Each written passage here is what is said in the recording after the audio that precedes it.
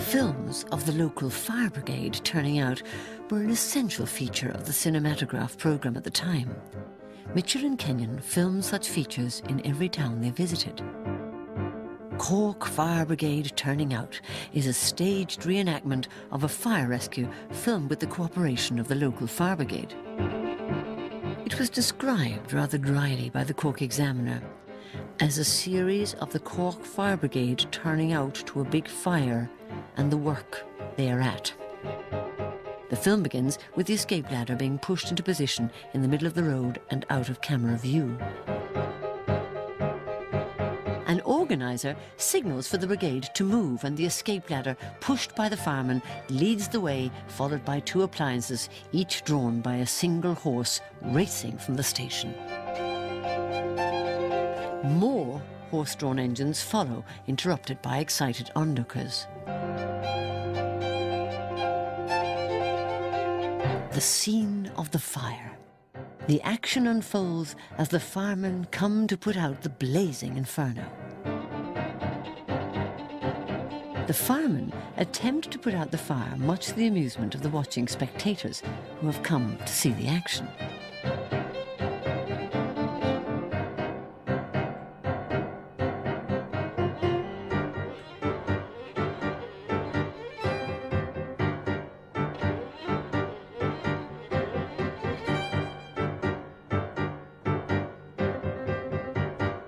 Rescue attempt, as one, then two, then up to 4 firemen emerge from the gate, all carrying their precious cargoes in a fireman's lift to safety.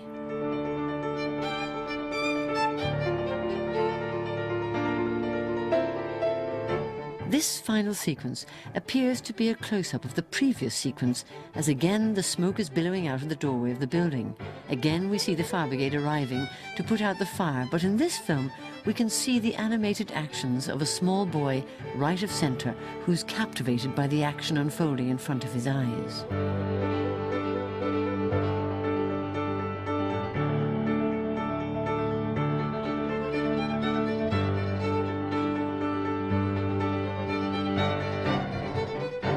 The firemen start to put out the blazing inferno, and the small boy jiggles with excitement and then applauds in appreciation as they battle the flames. Then the heroic firemen rescue the people who are trapped in the building, as the small boy pushes aside an onlooker to get a better look at the action unfolding.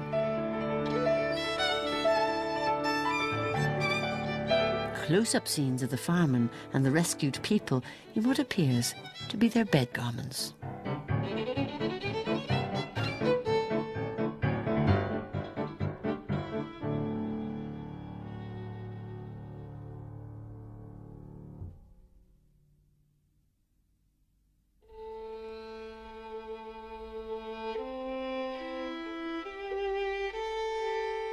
Congregation leaving St. Patrick's Church in Cork, 1902, captures the affluent Sunday morning churchgoers assembling outside one of Cork's finest classical buildings, built in 1836 and designed by G.R. Payne. The camera provides us with a shot of the bottom of its classical portico, supported by 6 Corinthian columns. The middle-class prosperity of Cork is there to see as the churchgoers parade on the top of the steps in all their Edwardian finery.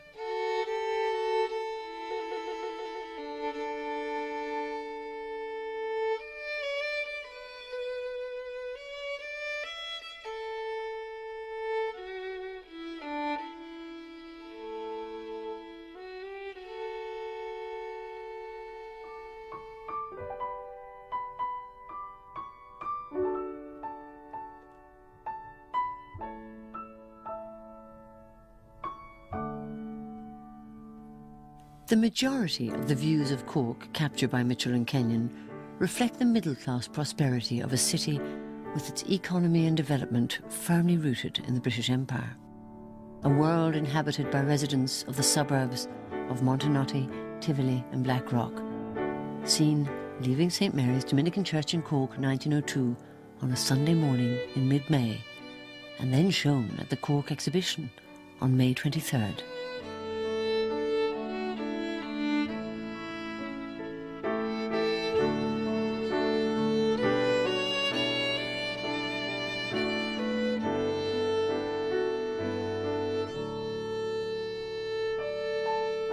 Here, in a series of panning shots, smartly dressed men and women parade down the steps to be greeted by liveried servants in carriages waiting outside the church.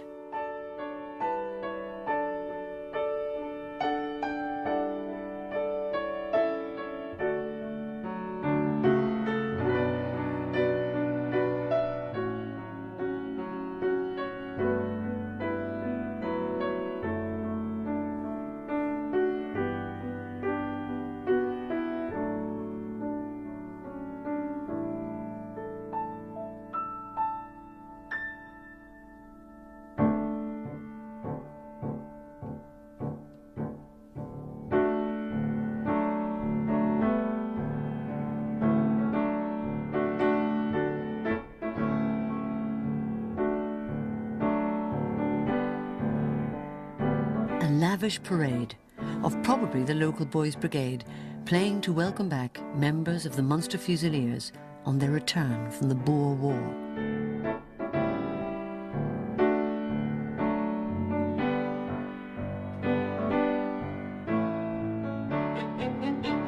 The Munster Fusiliers were an infantry regiment who came back from South Africa in July 1902 to their home barracks in Cork. The barracks would be later known as a place of conflict during the Civil War, when it was burnt down by those opposed to the Irish Treaty and Partition.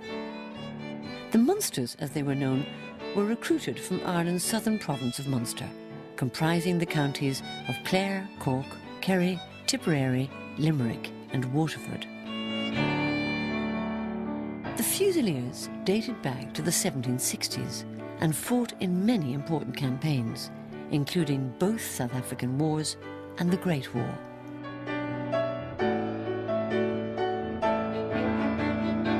This procession reminds us that the Munster Fusiliers were only a small representation of the 30,000 Irish soldiers who fought on the side of the British in the Anglo-Boer War.